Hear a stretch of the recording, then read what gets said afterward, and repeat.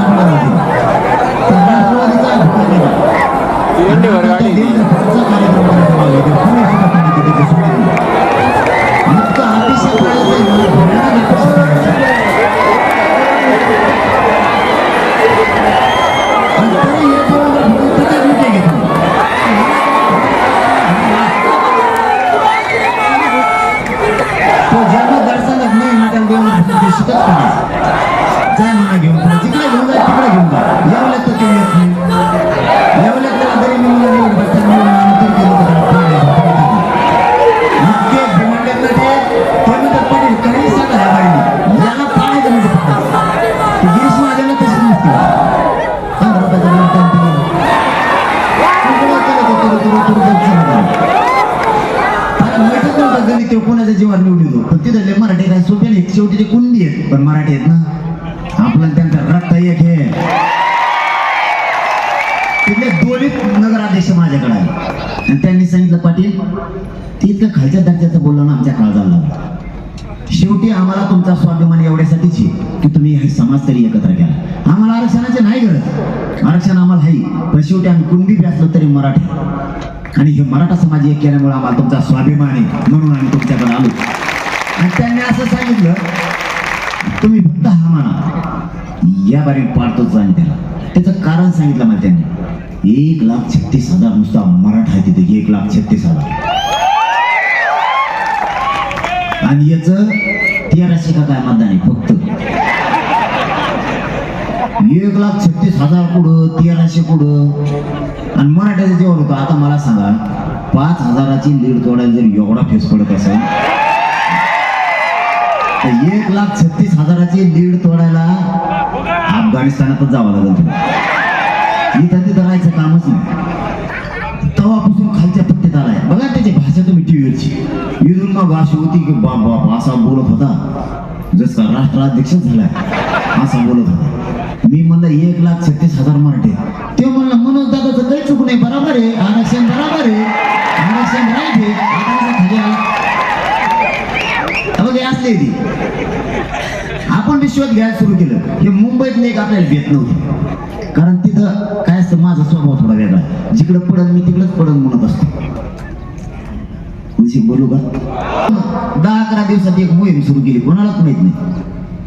महाराष्ट्रातून मुंबईत मराठी गेलेले किती आहेत? महाराष्ट्रातून गेलेले मुंबईत कामाला गेले बिचारे, रिक्षा चालले ते, टपऱ्या काहीतरी हाय असे व्यवसाय करतात. कोणा तिथं वॉचमॅन म्हणून येत, कोणाच्या कंपनी पुढे आहेत, कोणाच्या कंपनीत येत, कुठं टॅक्सी चालवित येत, टपऱ्या चालवित येत, वडापाव हे वडापावच असलेच वाटायला आहेत आपल्या धंदे. मोठाले तर त्यांचे जे नजरच पुरत नाहीत, असे वरीत कडे बिल्डिंग मोठाले, त्याच्यावरच मराठी जाऊन बसले होते मोदी. 17 ताळी बिल्डिंग. आणि ते मुख्यमंत्री म्हणतात, अरे म्हणून हे लोक कुठून मुंबईत गेले म्हणलं, मला नाव माहित. आणि ते म्हणले मग हे मुंबईत गेल्यावर काय करतात म्हणलं, त्यांनाच विचारा, आता मला माहित नाही ते काय करते.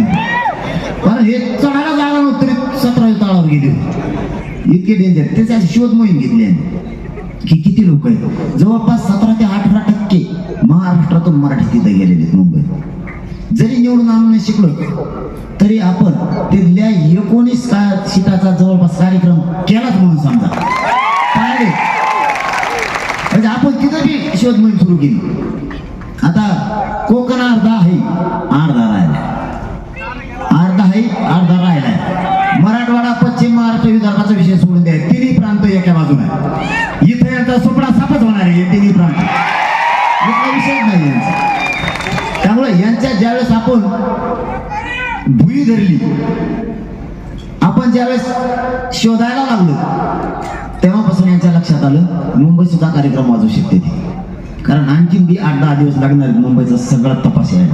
कारण आपले लोक किती आहेत, जर आपली निवडून याची भूमिका नसेल तर पाडायच्या भूमिकेत मराठाचं मतदान निर्णायक मुंबई सुद्धा. कारण ती जरी धार धरली आपण तरीही त्यांचं मुंबई सुद्धा वाजत आहे. फक्त किती सीटापर्यंत जात आहे हे आपण 29 तारखेला डिक्लेअर करू, कारण तोपर्यंत सगळं चारही बाजूची माहिती आपल्याला येणार आहे. कारण आपल्या पोटात काही राहत नाही, आपलं सरळ असतं. कारण तुमच्यापेक्षा मला मोठं कोण आहे, मी कोणाला सांगू, तुम्हाला नाही सांगणार, तर तुम्हाला सांगू टाकतो सगळं.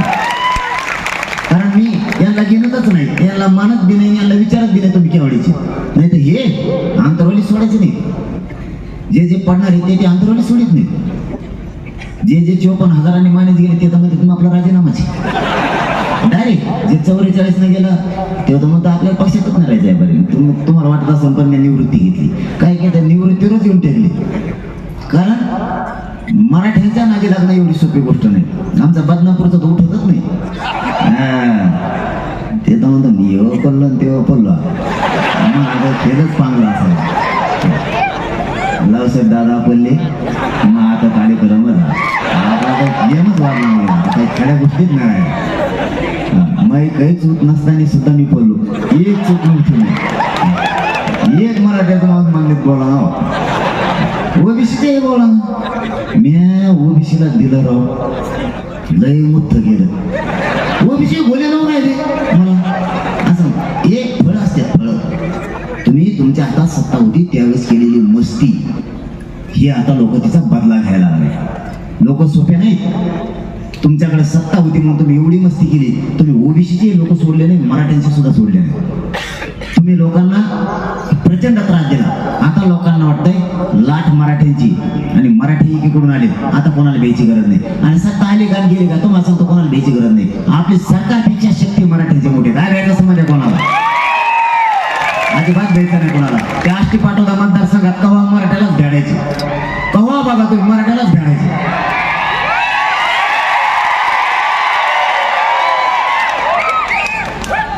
कुणी उठायचं मराठ्याला धावसायचं. मी तिथं घराघरात लोकांना सांगितलं मराठी किती आहेत आष्टी पाटोदा मतदारसंघात मला सांगा रे. मराठी असे तुटून पडले 1,67,000 नुसते आष्टी पाटोद्यात मराठी एकटे. आपली शक्ती आपल्या जातीला मोठं करायला, आपले पोरं मोठा करायलाच वापरायची. अजिबात शक्ती वायाला घालायची नाही आता दुसऱ्यासाठी. आपल्या भूमिकेवर आपण ठाम व्हा आता. कारण हे पक्षाचे लोक आणि या पक्षातले नेते हे पक्षाला आणि पक्षाच्या नेत्याला बाप म्हणायला लागले. खरं तर आपण जातीला बाप मानला पाहिजे, पण यांनी पक्षाला आणि नेत्याला बाप मानायला सुरुवात केली.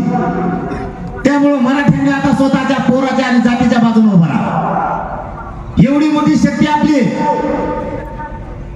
या राज्यात 6 ते 7 करोड एकटा मराठा आहे. एक एकटा मराठा आहे. सगळ्याची पाठ पुरवण्याची हिंमत एकट्या मराठ्याची कोणाची गरज सुद्धा नाही आपल्याला. फक्त स्वतःच्या शेतीची जाणीव ठेवा आणि आपलेच लोक मोठं करायचं शिका. शक्ती शोधत चला. कोणाला पाय लावायचा नाही, पण कोणी पाय लावला तर 1 इंच सुद्धा मागे सरकायचं नाही. कारण या राज्यात आपण काय नुसतं अन्याय सहन करण्यासाठी जन्म घेतलेला नाही. आपलं हक्काचं आरक्षण असताना दुसऱ्याला दिलं गेलं. 16% आरक्षण मराठ्यांचं हक्काचं 1954 ला दिलं गेलं. मराठ्यांच्या पोरांचं वाटोळ झालं. ओबीसी आरक्षणात 180 जाती घातल्या. त्यानंतर त्या जाती आज 350 ते 450 जाती झाल्या. म्हणजे यांच्या एका जातीची बाकीच्या 16-17 जाती घातलेल्या पोट जाती आणि उपजाती म्हणून घातल्या. 83 क्रमांकाला कुणबी आहे. कुणबीचा आणि मराठ्यांचा व्यवसाय एकच. शेती व्यवसायाच्या आधारावर आरक्षण दिलं गेलं, पण कुणबीलाच दिलं. मराठ्यांचा आणि कुणबीचा व्यवसाय एक आहे.